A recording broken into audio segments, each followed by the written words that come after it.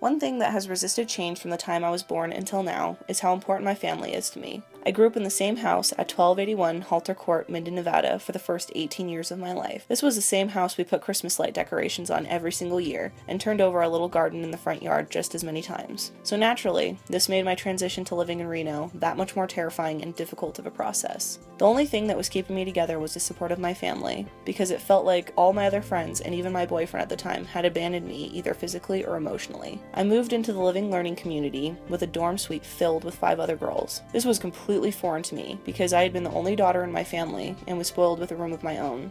I was very shy and timid around this new group of girls. I managed to stay out of most of the drama in my dorm, mostly because I would focus my evenings during the week studying and working, and the weekends I would try to escape back to my parents' house. The shock of moving away from home had brought on such anxiety that I could rarely eat or make the effort to take time out of my school and work schedule to take advantage of my ridiculously expensive meal plan, something I absolutely regret as a junior now at UNR. I would have panic attacks, and I could literally count on one hand the people on campus that I considered close friends. On top of all the social anxiety I was chewing through on a daily basis, my boyfriend of 2 years began to check out of our relationship. He had joined the military, which I supported him through the basic training and tech school he attended, only to have my heart smashed when I discovered he cheated on me with one of his fellow women airmen. When he came home for leave during the summer between my freshman and sophomore year, he went to couples counseling with me and seemed like he wanted to salvage our relationship. I naively bought into that and essentially screwed my summer away trying to put band-aids on the deep cracks of our relationship. But once he left back to his assigned base, he resumed his affair with the same girl. I was devastated when this surfaced because I'd felt like my life had just started to move forward, but this emotional setback pushed me further into my work schedule and further away from people.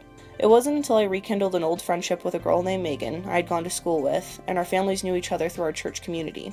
It was like my life had been flipped right side up, and was feeling the warmth of the sun for the first time since I graduated from high school. I had broken the barrier of my social anxiety to meet new people through my job, and I moved into a nice condo with Megan. The summer had ended, and I spent the fall and winter making a life-saving group of friends and re-established myself by creating a healthier lifestyle to live by. Since I had achieved a 4.0 at my first year at UNR, I was able to receive a substantial amount of financial aid and a few academic accomplishments. Once the winter holidays rolled around, I was ready to start a new year with a stronger sense of my individuality. But, as fate would have it, I met someone new and started a new relationship. It was just a precursor to how great my life would become for the next 2 years. So here I am, 3 years after starting college, and I'm very proud of how I've almost completed my transition to living in Reno.